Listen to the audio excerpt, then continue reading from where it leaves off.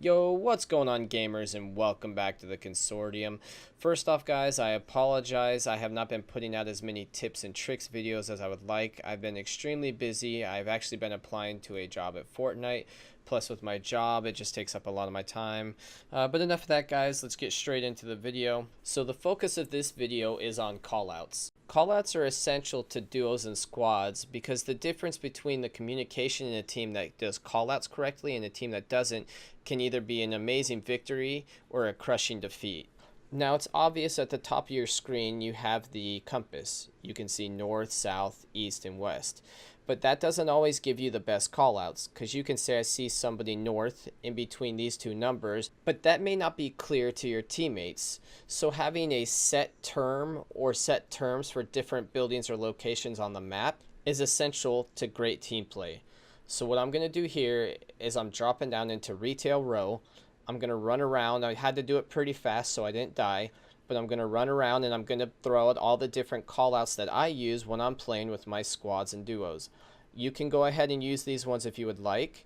You can come up with your own, which is normally easier because you obviously have cohesion with the people you play with, so you guys understand each other better. But basically, just come up with these callouts, come up with the different locations, come up with whatever it is that helps you guys know what the other guy is saying. I promise once you do, you will win more games and you'll just have a generally better game every time you play. The first one we're going to drop down right in front of us, I call the bookstore. If you look at the sign, it's just a bunch of books. And then you have the taco store next to the bookstore. And I do apologize, guys. I did have to do this kind of quick because I tried filming this video a few times and I kept dying when I did it slower. So I had to kind of increase my pace. So if you need to, just pause the video, take a look at it so you get an idea where it is. This next building is what I call middle tacos. It's in the middle of retail row, so it's real simple. This house you see right there, I call that one South House. This house over here, I call the Haunted Hill. The reason I do so is because the house kind of looks like it's haunted. And of the three houses falling apart in retail row, it is the highest one and sitting up on a little hill. The next house we're going to over here is what I call Red Brick. It is one of the better places to farm in retail row. Obviously, it's all based on RNG, so sometimes you get lucky, sometimes you don't. But I always seem to come out of this house with pretty decent farm. And if you can't tell, you can see why it's called the Red Brick House. These next two houses are the two other houses falling apart. The one right in front of me here I like to call the Creepy Neighbor because it just reminds me of a creepy neighbor. This one right in front of us there I like to call the Shack just to differentiate it from the other two. I tried to use the word house in that call out again so that way I didn't use it too many times and make it a little too confusing for my teammate. That building we just passed was Mid Tacos again. And then on the left over here, we have Noms.